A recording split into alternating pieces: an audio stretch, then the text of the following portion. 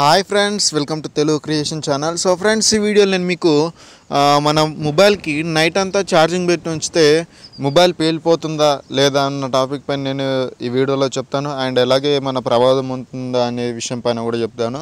So ఈ వీడియోని starting నుంచి ఎండింగ్ వరకు చూడండి, అప్పుడు మాత్రం మీకు ఈ వీడియో అర్థమవుతుంది. అండ్ ఈ వీడియో కనుక నచ్చితే మాత్రం ప్లీజ్ లైక్ చేయకుండా మాత్రం వదిలేకండి. సో ప్లీజ్ లైక్ చేయండి, అండ్ లైక్ చేస్తే నాకు సపోర్టింగ్గా ఉంటుంది.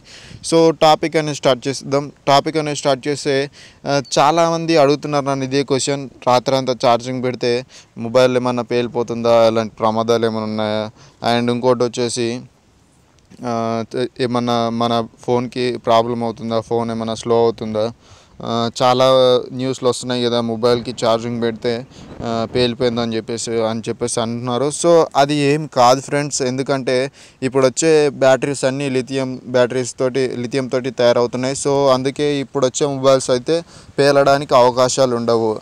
పాత మొబైల్స్ కొన్ని ఉంటాయి. సో అవి ఏంటంటే నికెల్ బ్యాటరీ తోటి తయారైన మొబైల్స్ కొన్ని ఉన్నాయి. సో అవి పాతగా అప్పుడు నికెల్ని యూజ్ చేసి బ్యాటరీలు తయారు చేశారు. అండ్ ఇప్పుడు లిథియం తోటి తయారవుతున్నాయి కాబట్టి ఇప్పుడు ప్రమాదం ఏమి ఉండదు. ఆ బ్యాటరీస్ మాత్రమే పేలిపోవడానికి ఛాన్సెస్ ఉంటాయి.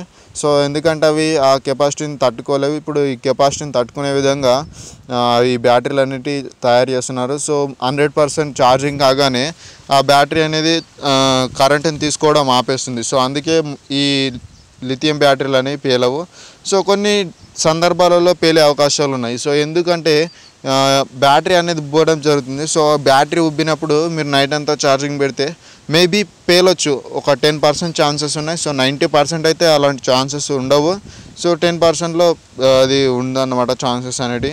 సో మీరు ఏం టెన్షన్ అవ్వాల్సిన అవసరం లేదు.